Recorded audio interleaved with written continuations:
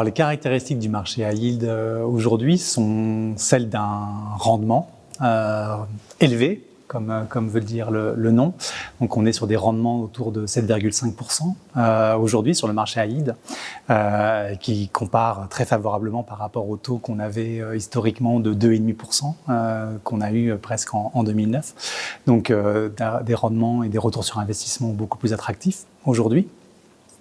On est sur une prime de risque du marché par rapport au marché traditionnel de l'investment grade ou des obligations souveraines qui est relativement élevé aussi, autour de 500 points de base de prime de risque.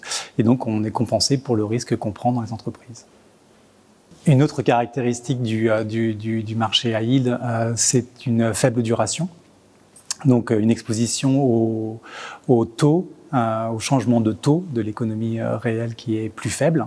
La duration dans le marché high yield est de 3 ans à peu près, contre 7 à 10 ans dans le marché traditionnel investment grade, ce qui veut dire que l'exposition au changement des taux directeurs des banques centrales ou des obligations souveraines est moins importante. Une autre caractéristique, et c'est celle d'un marché qui est liquide, donc les investisseurs ne sont pas coincés dans un investissement à très long terme duquel ils ne pourraient pas sortir, investissement qu'on peut découvrir aujourd'hui dans des stratégies de direct lending par exemple, ou de prêts structurés. Le marché high yield peut aussi bien offrir un haut rendement, mais avec une liquidité qui reste tout à fait satisfaisante.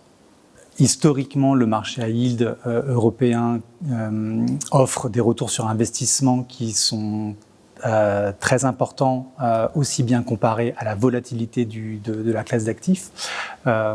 Souvent, on compare la volatilité du marché obligataire à yield à celle d'un marché action, alors qu'en fait, elle est bien plus faible. Et de la même manière, le marché investment grade peut aussi avoir une volatilité très importante, ne serait-ce que par son exposition au risque de taux. Volatilité qu'on a pu voir en 2022, où les obligations d'État ont perdu entre 15 et 20% de capital, ne serait-ce que par leur exposition au risque de taux. Donc sur le marché high yield, on a un rendement qui est fort face à une volatilité qui reste relativement faible.